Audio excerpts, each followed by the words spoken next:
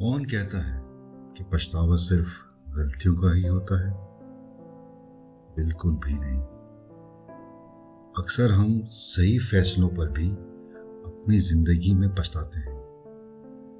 यानी आप देखें, वो फैसले जो हमने ऐसे लोगों के लिए लिए होते हैं जो उनके लिए अहल ही नहीं होते, तो इन चीजों का पछतावा भी सालों तक झेलना पड़ता है।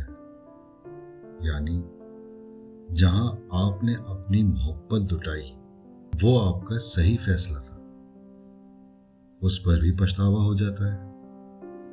तो पछतावे को खास तौर से गलतियों से नहीं जोड़ा जा सकता। गलत फैसलों का नतीजा ये नहीं होता। कभी कभी सही फैसलों पर भी पछतावे हो जाते हैं। यानी आपने मोहब्बत दी, आपने वक्त दिया और आपने वफादारी निभाई, लेकिन आपने ये सब ऐसी जगह पर लगा दिया जहां पर उसकी कदर ही नहीं थी। तो ऐसे में पछतावा सिर्फ गलती का नहीं, बल्कि जज्बात का होता है।